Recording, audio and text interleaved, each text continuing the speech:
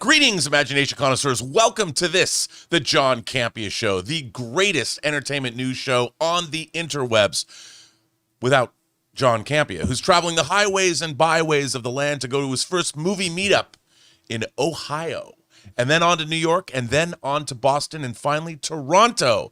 So if you're going to any one of those cities, you'll see him there, but not here. Anyway, I'm here with Jonathan Boyko. Two things. I'm actually liking the mood lighting on your shot right now. Ooh, yeah. We don't capture that often. And bruh, that Eternia soundtrack was bomb, dude. It's still stuck in my head. I cranked that in my car. I feel like I have the power. I can't wait. This is like Flash Gordon. I'm more excited for this movie than ever.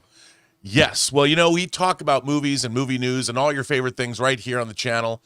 And we might as well get started because it is Friday, and I'm going to see The Mandalorian and Grogu. I'm going to see Passenger, and I'm going to see a movie I know nothing about called Saccharine after this. All right. So what's our first story? What's up today? All right. So first up, let me bring up our little lower third. Spider-Noir. It's coming this week, right? I think it's like 25th. I am stoked about this show. I think the show looks great, and they are broadcasting it in both color and black and white. I'm going to watch it in both. Me too. I'm starting in black and white. Yeah. Yeah. But anyway, so currently it's holding a 90% on Rotten Tomatoes. And I don't have any reviews loaded here, but I have a few from here I just want to touch on. One is from IGN. Spider-Noir offers Cage the chance to play everything from melodrama to slapstick to action hero fisticuffs to even body horror. The Oscar winner makes a meal out of every opportunity, and the joy he clearly is having proves infectious to the viewers as well. That's awesome. I would love to hear that. Screen Rant talks about in an age when doing homework for superhero releases has become the norm, Spider-Noir requires none of it.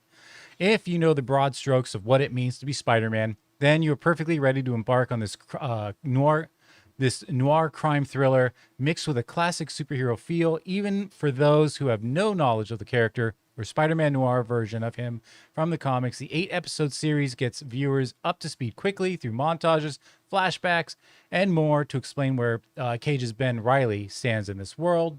Again, more. This is right up my alley with what I want to hear. And then this is kind of interesting from IndieWire. The writer talks about how the MCU doesn't really do weird like with Spider-Man in terms of like Cronenberg's The Fly. Although he appreciates Marvel's iterations of Spider-Man, there's nothing like kind of creature-esque about it or strange. And he mentions that, you know, the Spider-Man Noir comic that came out in 2009, I believe, is written by David Hine and Fabrice Sapolsky. His origin story involves a Spider God idol meeting with the Spider God itself and rebirth via cocoon. Now, that's weird, he says. Wow. To expect, now that's the comic, so he's not giving away anything in the thing, but to expect an Amazon Prime series built around an Oscar-winning movie star to go to similar lengths would be absurd, but Spider-Noir, an adaptation of the 2009 comic books, not a spin-off of the Spider-Verse animated films, embraces its half-man, half-anthropod gnarly roots with far more demented glee than could have been reasonably expected. The result serves as a juicy showcase for the king of crazy brilliant characters, Nicolas Cage, as well as a slick addition to the noir genre, complete with eye-catching cinematography, and adds to the series oddball appeal. Sorry. I'm loving all of that. What do you think? Dude, this sounds like catnip to me. I mean, you know, think about it. So you had Cage's played Ghost Rider. Cage played Big Daddy, you know, in Kick-Ass. So he's got, and he's done, I mean, I think about what he did in like, was it Vampire's Kiss?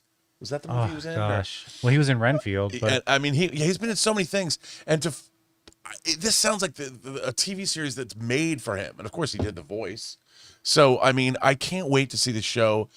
Again, look at like this. It looks like something Frank Miller's Sin City meets Doesn't it? Robert Rodriguez meets, you know, noir. And I've been steeped in noir myself, doing the True Noir audio drama and hopefully the upcoming True Noir movie, which I can't officially announce, but we're moving forward. Nice. And there's all kinds of good stuff that this show looks like it has in it all. And I didn't know it had body horror, but bring it on. Yeah. I mean, I can't wait. Cannot wait. Nor can I. A couple of them mentioned cinematography. I'm loving the way it is shot. I'm loving the costume design, just everything I'm seeing, even just like from the trailers, I've been loving. I can't be more excited for Spider-Noir. Honestly, we've gotten some great Spoiler alert. Yeah, we've gotten some great superhero genre TV. Like, I'm still thinking about Wonder Man and how good that was. Wonder Man was so good. What was the last one we just saw too that was really Daredevil. good? Daredevil I like was that. really good. And a little birdie might have told me just how good Vision Quest is. Yeah. And I'm a huge James Spader fan, and I think Vision Quest is going to be a nice little a full meal, as it were, between Spider-Man, Brand New Day, and Doomsday. Yeah. So we're eating good when it comes to MCU Marvel characters on the small screen or big screen, depending on what you have at home. But I'm excited to see this, man. This sounds so good, right up my alley. I know. Guys, let us know what you guys think about these reviews that just dropped today. I can't be happier. I'm happy. I'm excited for He-Man. I'm excited for this. I'm happy about the content we've got. I hate calling it content, but I know. the shows and the movies we've gotten thus far this year, I'm looking forward to it. Let us know in the comments below or in the chat if you're watching live what you guys think about it.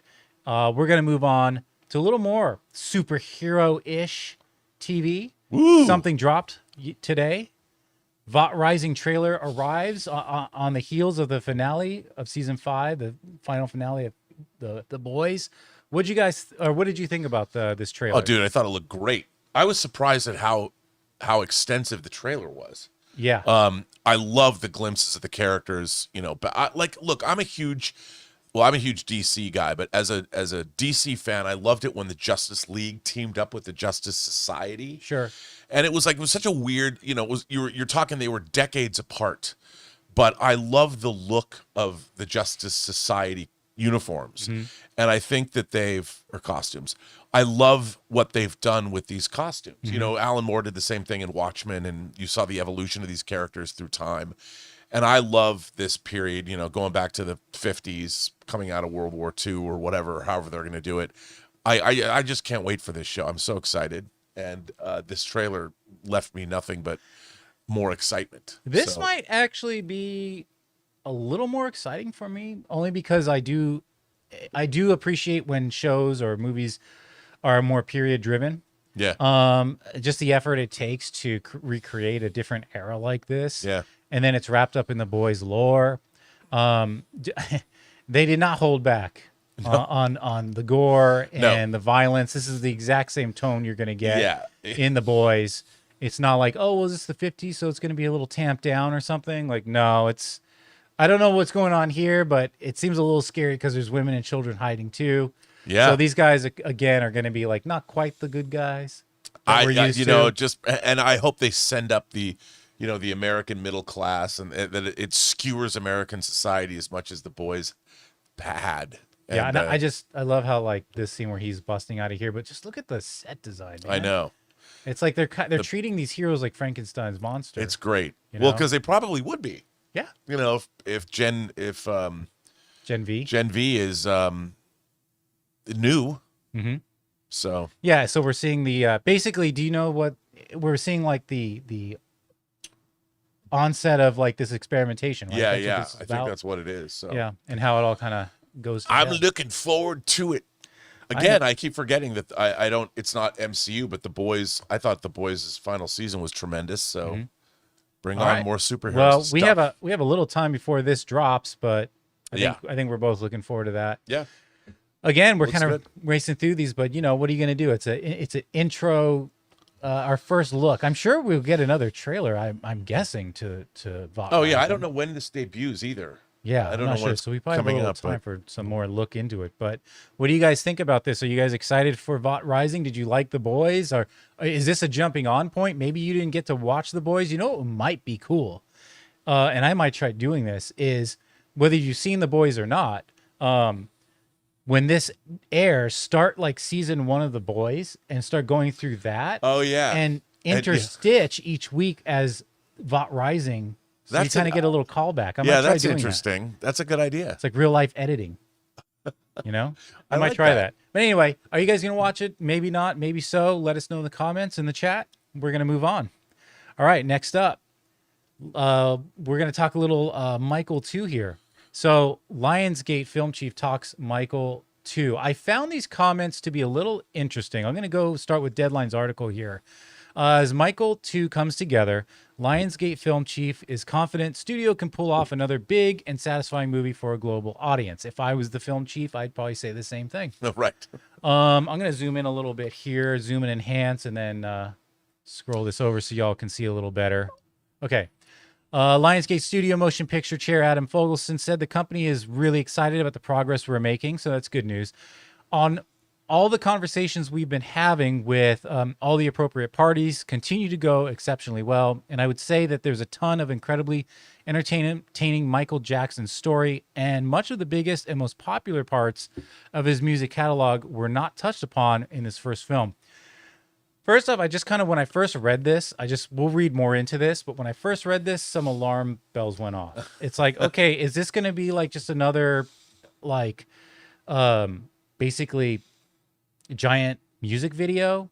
And is it just going to be touching on the greatest moments of his life and skewing away from any of the beyond allegations? There was still, he was in the news a lot with he bought the Beatles catalog, and buying the Elephant Man skeleton and the overspending and all of that stuff. He was acting a bit strange, and there was no Captain EO in the first Michael. Come on, man. You got Lucas and Coppola teaming up with Angela, and was it Angela? Why am I drawing Angelica Houston? Playing the firstborn queen with her clicky little fingernails. Yeah, and I mean, where was that? Yeah. So okay, but he does go on, and I take a little bit of solace in what he says from here. So this I thought was interesting. We can go forwards and backwards in telling this story. There are many other events that happened, even in the time frame of the original movie, that weren't touched upon. Now, this could be them taking the criticisms, to heart. Like, well, we only made it seem like he only made great choices in life and there was no drama around him. Allegations aside that came later, we can touch on the more scarring things. Maybe we can even go back to his childhood. Maybe we can build upon his relationship with his siblings a little more. They got to get Janet Jackson, because I want Rhythm Nation to be a part of the next movie. If she'll agree to it. That album was dope. But I think that's interesting that it wouldn't just be the story of like 89 to like the 90s. They could jump back. Yeah. And he goes on to say, we're very confident that we've got an incredibly entertaining movie with that will appeal once again to a global audience. I'm sure they do. I mean, plus they've shot. There's a lot of a second film that's already been shot. I mean, I would love to see what they've got there. So the interesting thing is it's not just... they're right there. We're going to get into that. So it's not just cut and paste. Yeah. It's not just that they took out the allegation stuff, but they have like 80% of a movie. They actually don't. I actually think this is kind of interesting. He says, Fogelson noted that the studio has 25 to 30% of a second movie already shot, which is great. So obviously there'll be some benefit. Ultimately, we'll make sure that we make a big and satisfying movie for audiences once again. But undoubtedly the 25 to 30% will be material. So they actually have less of a movie than I thought. Oh. And 25 to 30, the 75% of a movie that still has to be completed. That means there's a lot of room to delve a little deeper, and I'm interested if they're going to do that. What do you think? Well, I think already, what are we at, $700 million plus? I think for sure they're probably going to do that. Mm-hmm. And to be honest, I really like Michael. I don't remember sitting in a movie theater and tapping my toes the entire time as much as I did in the film. And I think it's, if anything, the movie, people talk about how it was a music video, but for me, the movie was sad in the sense that Michael Jackson was able to flourish and become the performer that he was, even though he didn't have any friends. Mm. I mean, that scene where he talks about the kids my own age just want my autograph. And, he was a star from the time he was very, very young. So he never had, I mean, to not have children, to not have anybody to play with, and even like obviously they truncated the idea of his siblings not wanting to play Twister with him or not. It was just sad, and I think a lot of us, especially we who grew up on the geeky or nerdy side know what that's like to not have a lot of friends. And I found that the film did a good job of portraying that sadness. But on the other hand, that's what fueled his perfectionism when he performed for people. Sure. So yeah, that created the beast that became a mega star, probably one of the biggest stars.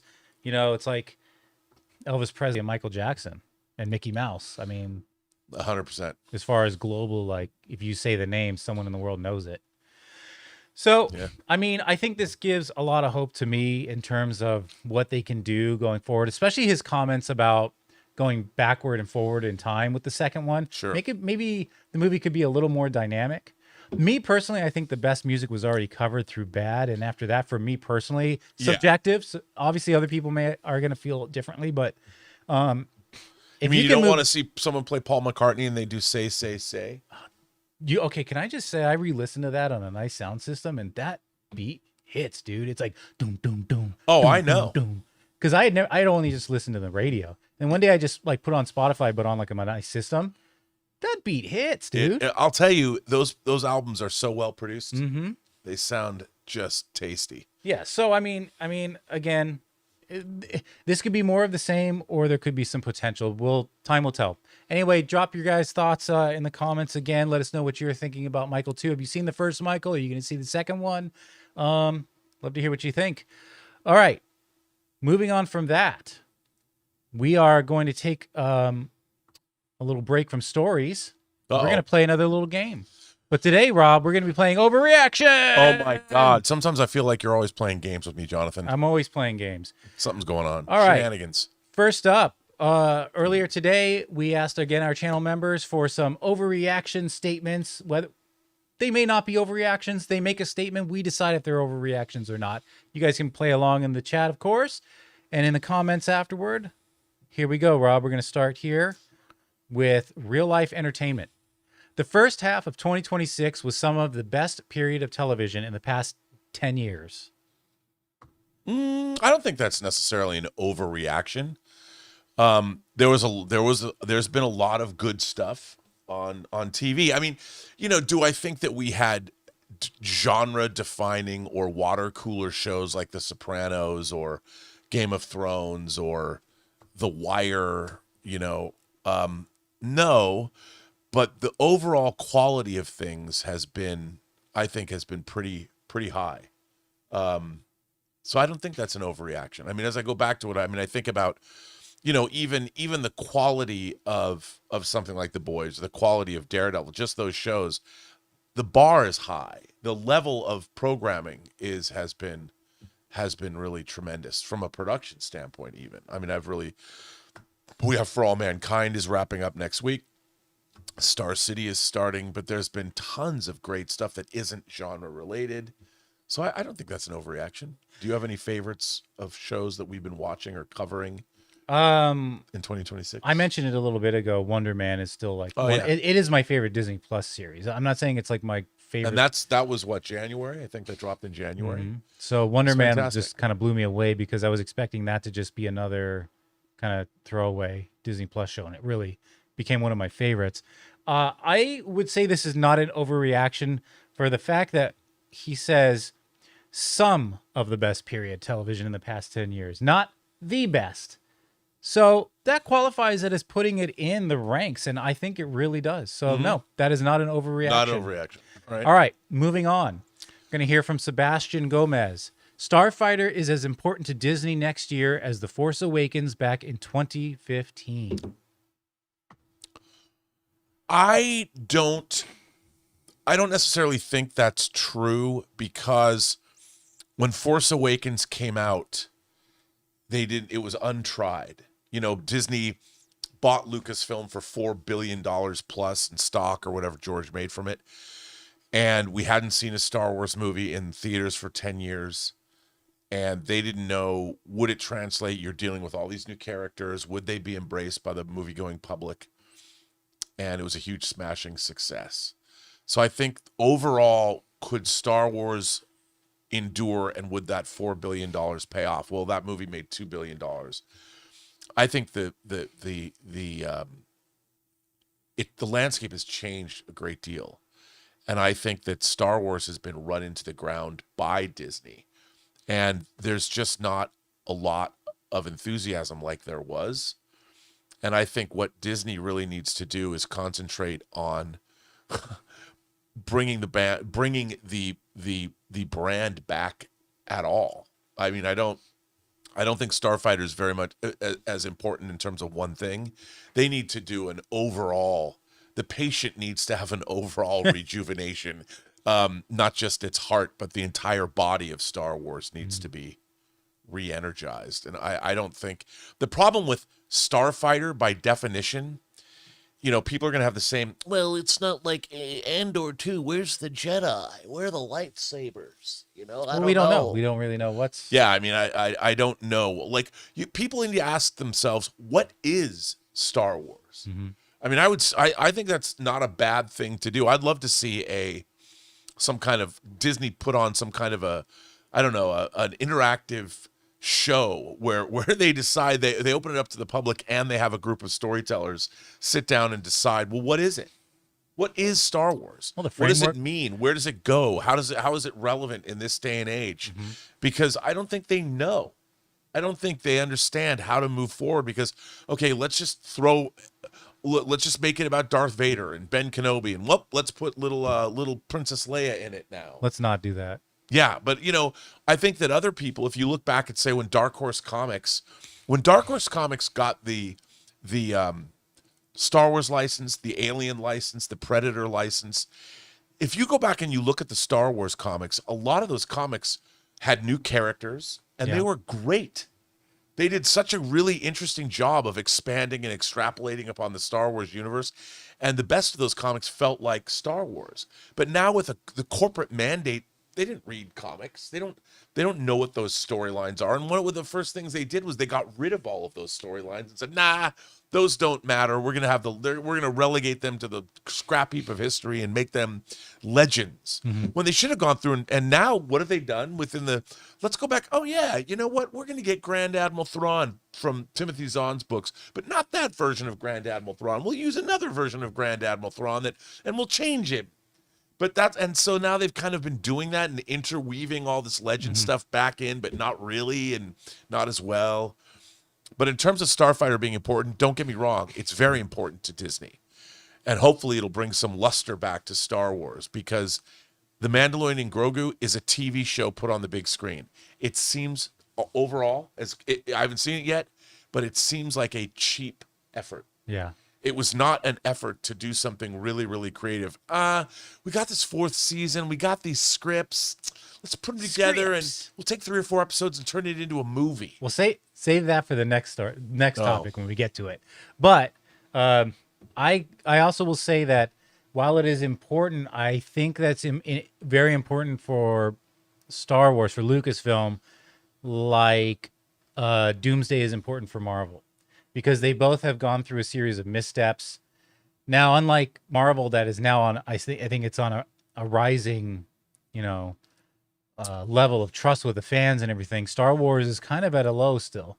So, it may be more important than Doomsday is in terms of getting trust back, but it's still important in terms of moving forward now.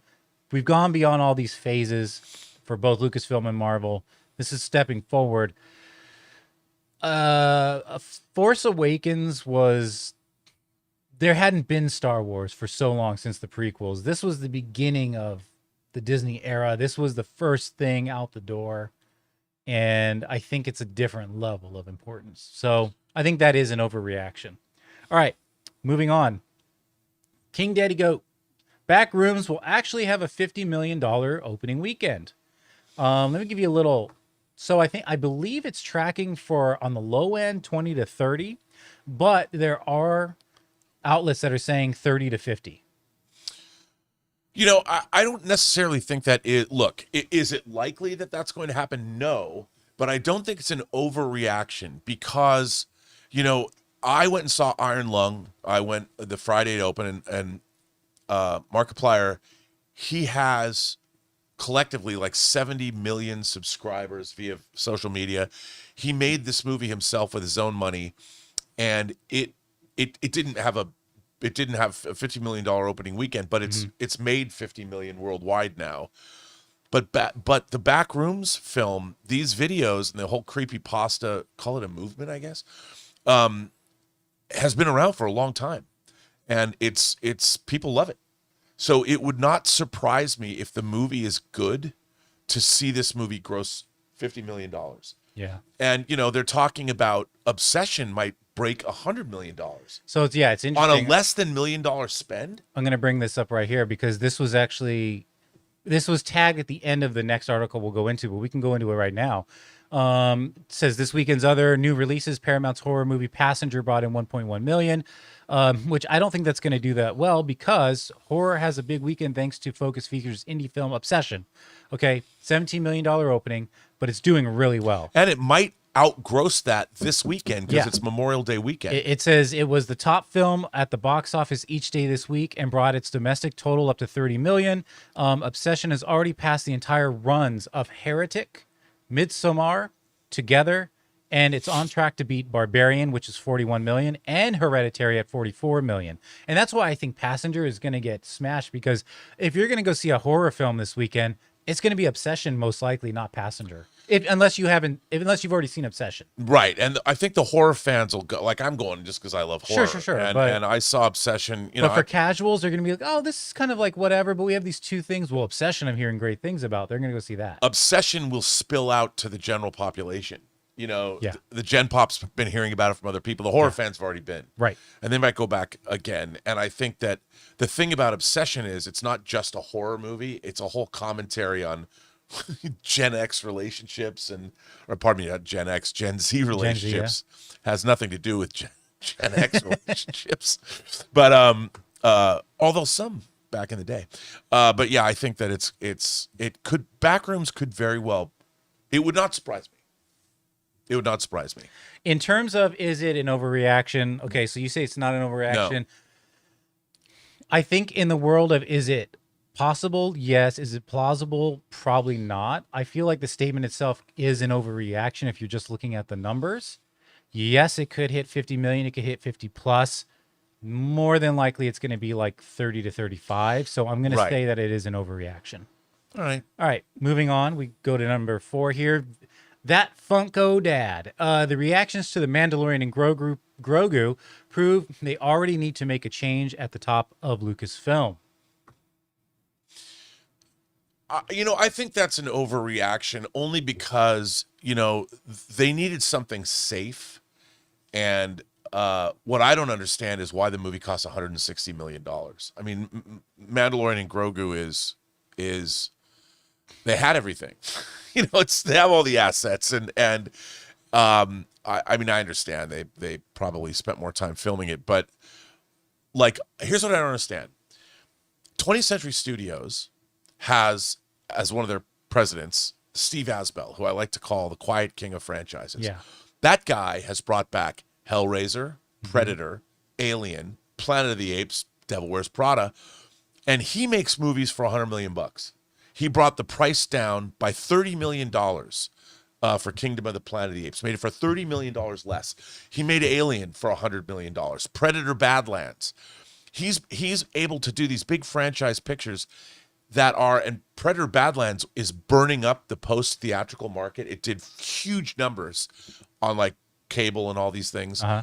Why they don't look at Star Wars? Why didn't The Mandalorian and Grogu take a page out of that book? And why didn't they make it for less than $100 million? And I think that I don't know if they need to make it.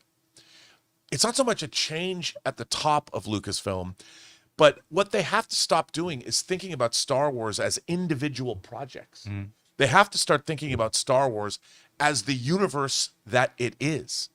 And like, you have to sit there and go, okay, where do we want to take Star Wars as it was conceived was the saga of a family.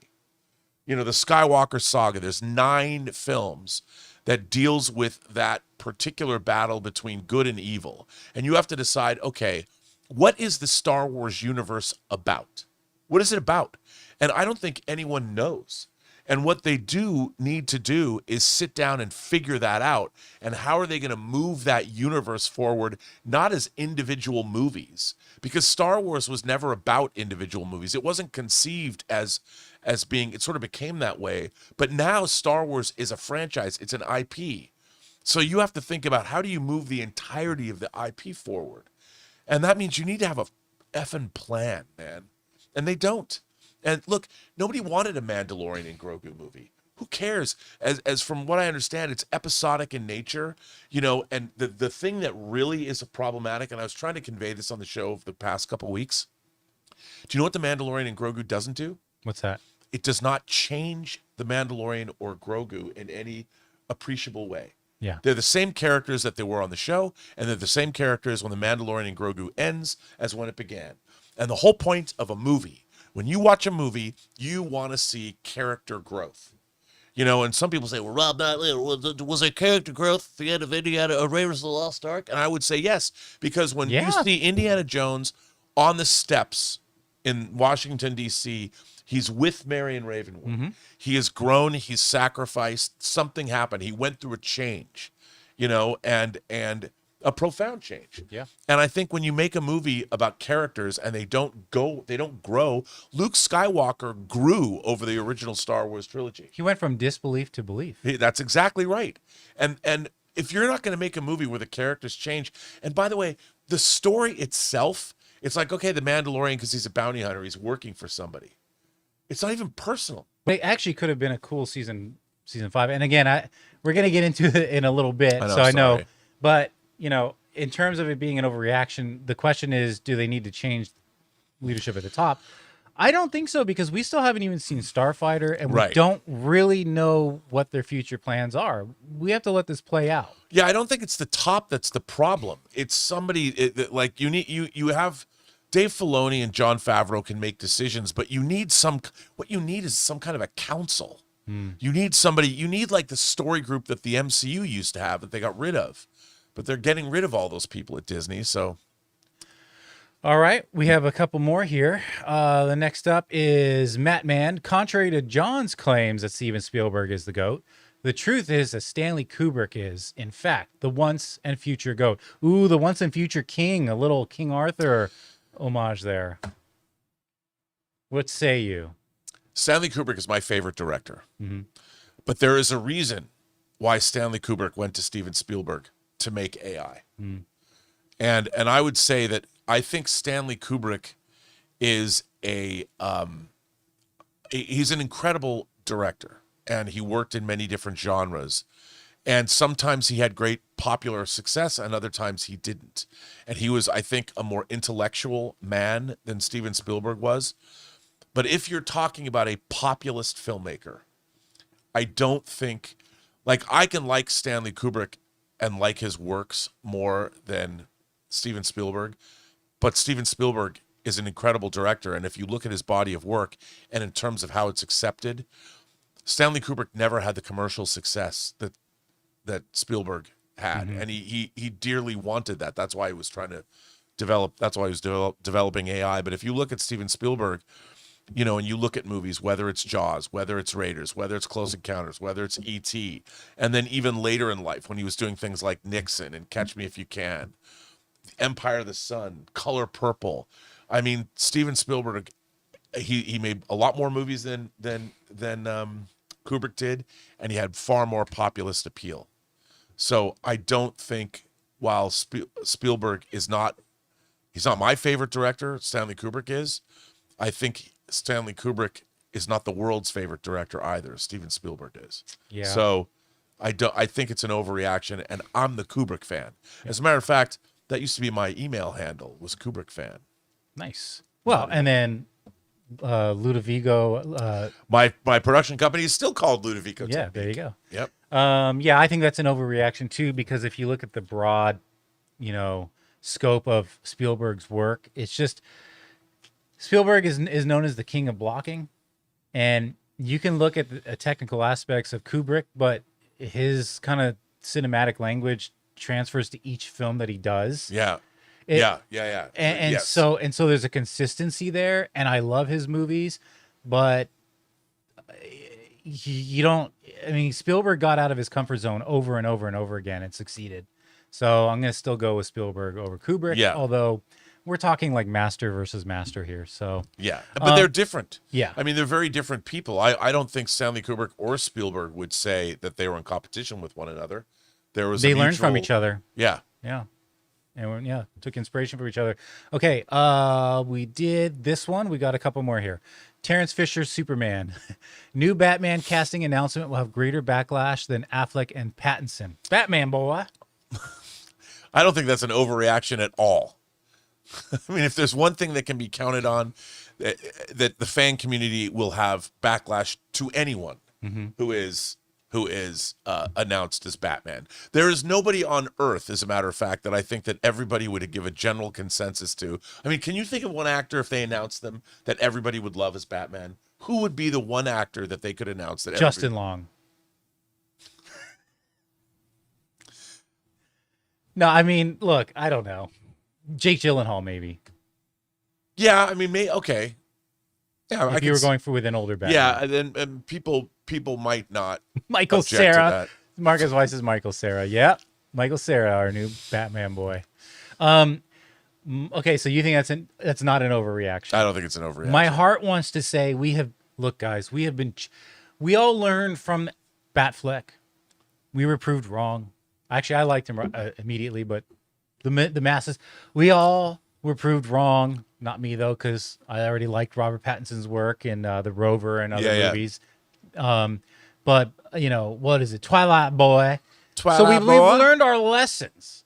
Yeah. Of course, we're going to accept whomever is cast as Batman. That's what my brain says. They're going to lose their minds once again, and it's going to be the same old, same old. It's not an overreaction, unfortunately. Okay, moving on. Our final one. Just a man. Avengers Doomsday not being on IMAX will significantly hurt its box office run. Oh, that's weird. Did I not copy over the right one? This is an old one. Oh, I had a third one. Oh, well, I'm sorry, guys. There was supposed to be another one, but I guess it didn't copy over. That's an old one we've answered before. So I guess thus endeth the game of overreaction, Rob. Well, that was a fun game of overreaction. By the way, no, it will not hurt Doomsday's box office. No, I don't think. Just to answer the question, no. And there's some interesting news about IMAX being up for sale. Yeah, I'm sure we'll talk about that next week. Yes. I think it would be the ultimate laugh if Netflix bought IMAX. But anyway, we'll move on from that. Guys, thank you so much for submitting those questions there, or those scenarios, whatever you want to call them. Look out for more games in the future. We'll put those out, and feel free to give us your thoughts on that. Anyway, we're going to take a quick break before we get on to our final topic. We've touched on it a little bit, but Mandalorian and Grogu, it made $12 million in previews. That's could be great, but it's actually lower than Solo. We'll get into that in just a few minutes, but first we're going to hear from our friends at Pocket Hose. We want to take a second to thank a sponsor of today's video, Pocket Hose. Guys, I'm excited to tell you about the world's #1 expanding garden hose and their brand new product, the Pocket Hose Ballistic. As you guys can imagine, I'm not exactly gentle with my gear. I drag hoses across concrete, over the pool, yank them around corners. I even coil and uncoil them all the time to put them in my camper van when I go out on my movie meetups. And generally speaking, a lot of them don't last. But the Pocket Hose Ballistic has been a totally different story for me. It's incredibly durable, super lightweight, and just makes the whole job easier. One of my favorite things is how simple it is to use. You turn the water on, it expands. Turn it off, it shrinks right back down to pocket size. And it's reinforced with a liquid crystal polymer, the same kind of material used in bulletproof vests. Plus, it comes with the pocket pivot, which gives you 360-degree rotation at the spigot, so it moves with you instead of fighting against you. And now, for a limited time, when you purchase a new Pocket Hose Ballistic, you'll get a free 360-degree rotating pocket pivot and a free thumb drive nozzle. Just text Campea to 64,000. That's CAMPEA to 64,000 for your 2 free gifts with purchase. Text Campea to 64,000. Message and data rates may apply.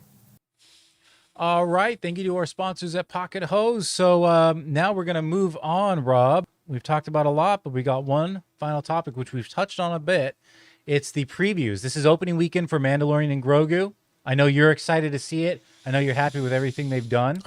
And look, it made $12 million in previews, except there's one little thing. That $12 million in previews is actually less than what it Solo made on its previews, which was like 14.1, I believe, in previews. The article from Variety says the last time Star Wars hit theaters was 2019 with The Rise of Skywalker. Oh, it made more than $1 billion worldwide. However, reviews from critics and fans were negative. So far since then, it's moved to Disney Plus, where we were introduced to Din Djarin and Grogu, aka Baby Yoda. The article goes on to say the Mandalorian Grogu is projected to make 80 million to 100 million. I think if it makes 100 million, that's incredible. But 80 million, that would be a solid start for any movie. But this is Star Wars we're talking about, one of Hollywood's biggest franchises of all time. Mandalorian could become the lowest opening ever for a Star Wars movie, even below 2018 Solo spinoff, which let's not forget that came out with a lot of criticism. People did not. We had just witnessed poor Han Solo take a fall off that very precarious catwalk, and then they're like, "Here's Alden Ehrenreich. He's going to be your new Solo," and everyone's like, "Well, we don't want this." I actually liked Solo. I did too. But the perception was not in its favor. Anyway, moving back to the article real quick. It launched with 103 million after making 14.1 in previews over Memorial Day weekend as well, same weekend. Now, I know it says 103, and I know it includes a portion of that 14, but its official was 84 million for Solo. Star Wars, let's see. It is the only Star Wars movie to lose money, as its total run was 392, but it brings out The Mandalorian Grogu has a smaller budget of 165, which I know we just spoke about its budget, even that being too high, but it does set it in a little bit less precarious situation. At 12 million, it's fairly close to Solo, but I think this thing, if it hits 80 million opening, Solo ended with 392. This is probably looking like 370, 380s on a good day. So I don't know. What do you think? Is it Trouble in Paradise for our brave duo? Look, I don't think this movie, we've been saying this for months. Yeah. That this movie is probably not going to burn up the box office. And I think it's a TV show. Mm-hmm. And again, I think that the story, you have to ask yourself, okay, what do you go to the movies to see? Trailers. You go to the movies to see a story that will move you, that will surprise you, that will get you emotionally involved. I don't think that this movie has a story that will do that. Mm-hmm. What this is doing, it just reinforces what you're already getting.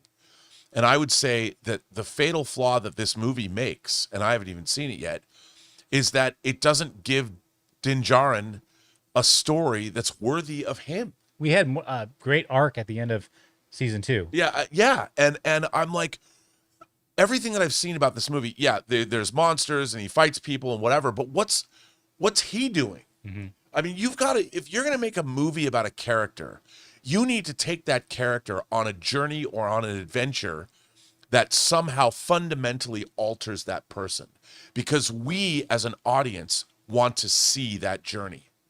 You know, I mean, think about, pick your favorite movie.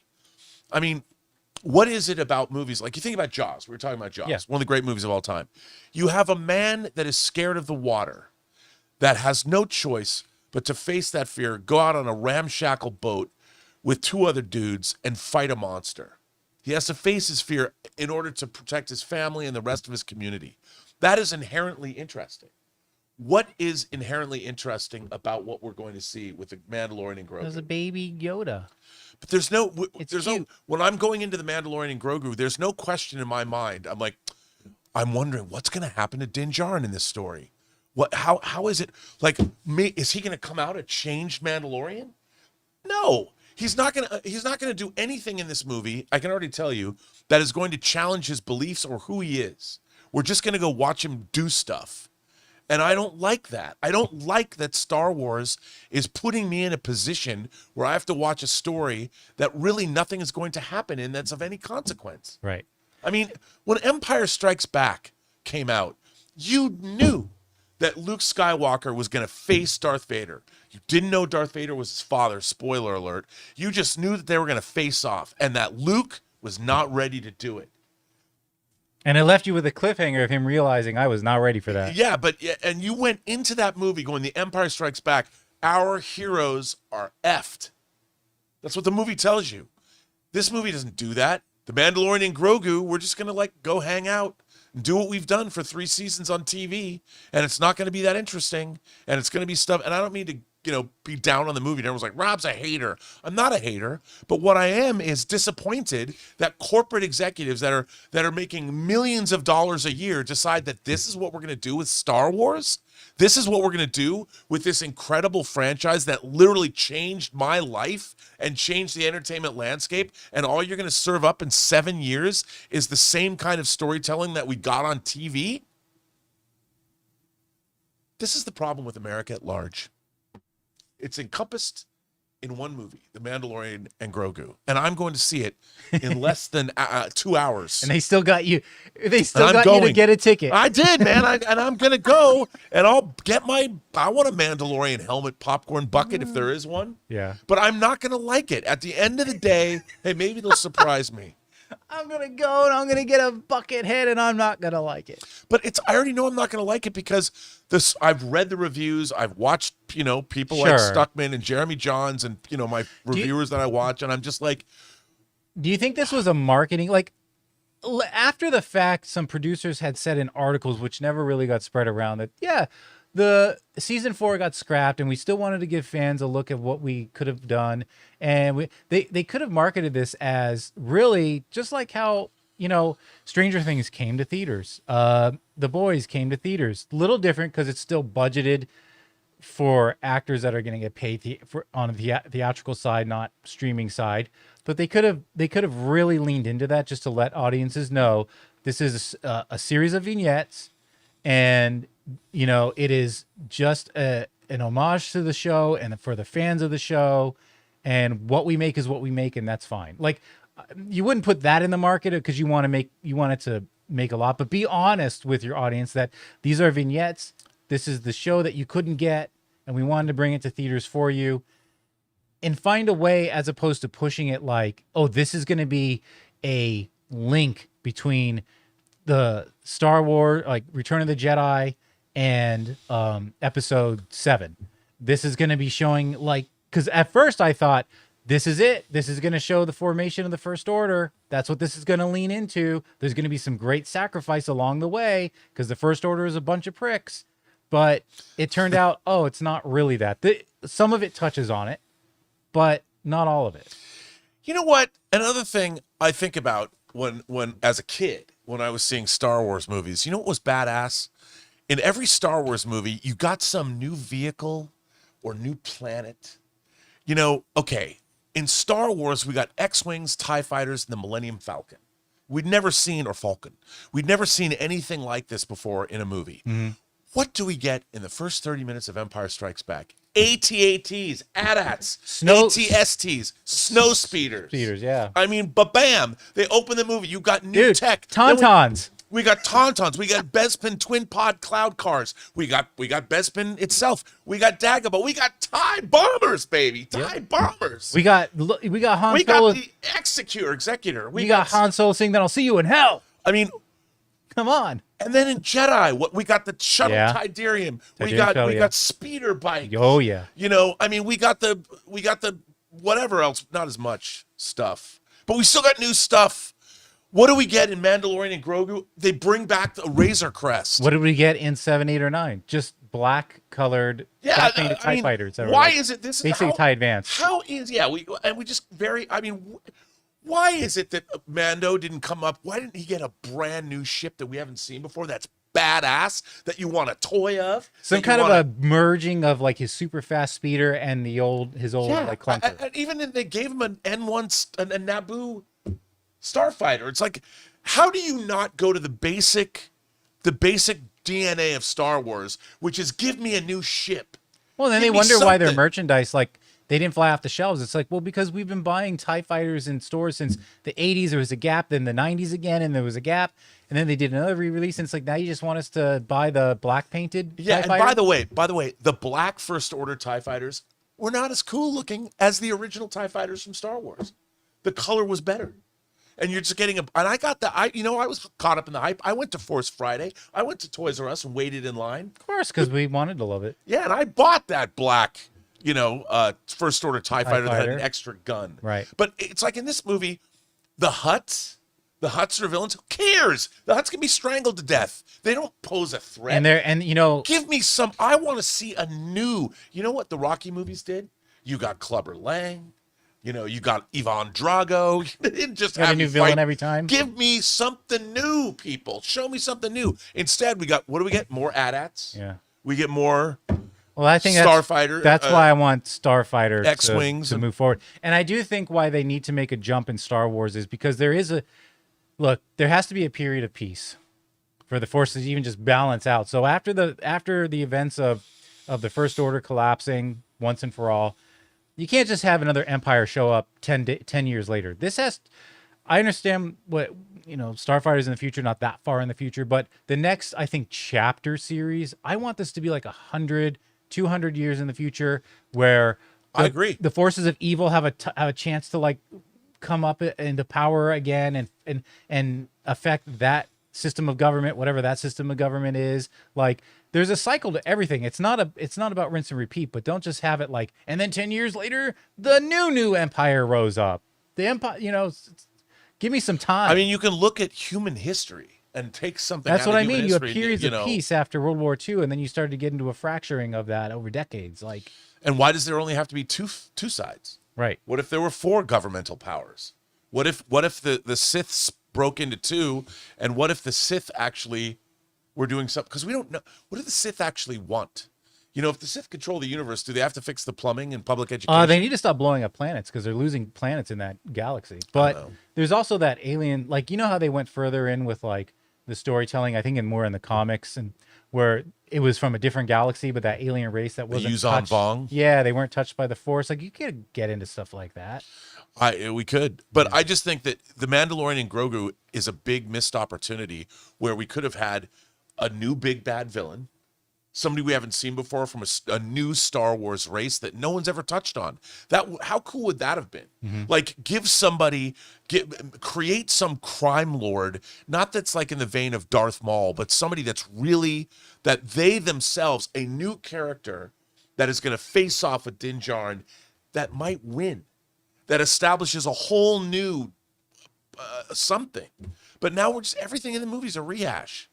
I don't even get a new spaceship. There's just X-Wings and Razor Crests and AT-ATs. And I want a new Star Wars spaceship that I want to build. Maybe you'll get it soon. We'll see. Well, look, I think we beat this horse to death. Are you guys excited for Mandalorian Grogu? Rob's going to go see it. I'm just a hater, but I'm going. Yeah. You know what? Maybe I'll just rant about that on my own channel tonight. If nothing else, it like gets you back in the world for a little bit that you love. But yeah, I don't think, as long as you're going with the expectations where they're at, like, this isn't gonna move me to, like, Star Wars used to have such badass vehicles. I mean, that was the whole thing. Well, we'll see. We haven't seen everything in this movie, so I am told the action scenes are pretty fun. And not only that, you know what? We watch an AT-AT in the first 17 minutes fall off a cliff. In the trailer. Yeah, and you know what I think? Felt like it took 17 minutes to watch it. What brain trust thought it was a good idea to take an AT-AT on a small, like, that way? Of course it was going to fall off a cliff, you idiot. Why are you on that? The other path was ledge blocked to begin with? The other path was blocked. They had to go through Khazad-dûm. Yeah, I guess. So, wrong franchise. You know what? AT-ATs should never be shown in positions of vulnerability unless it's creative, like a snow speeder takes them out. That was creative because that was Luke being a Jedi and thinking, you know what? Go for the legs. I'm going to sweep the leg. All right, guys. Well, look, we've run through the topics and we've run through this topic to death, I think. Something's run through me. My imagination is gone and my heart is dead. What do you guys think? Is this spelling doom for Mandalorian Grogu? Do they even need to make as much as Solo since the budget was lower? Do they understand that they were just releasing more vignettes of the series, and they're not really looking for huge numbers. And if they do get 400 million, all the better for them. What do you guys think about it? Let us know in the topics or in the comments down below. But look, that closes out Friday, closes out the week. I hope you guys enjoy your weekend. Have a safe weekend. We'll see you next week. Rob, anything you want to say to our departing friends? Yeah, you know what I'm going to do? Because I'm going to go watch The Empire Strikes Back. Okay. You know why? Because that movie is awesome. Everything about that movie is awesome. It's peak Star Wars. And I saw it 26 times in the theater. And I'm going to watch it for the 187th time tonight. You have the power to do that. All right, I'm going to go listen to more Eternia on Spotify. In the meantime, guys, we'll catch you next time. Thanks so much for hanging out on this wonderful I love The Empire Friday. Strikes Back, Jonathan. I just love it. He loves it. See you guys.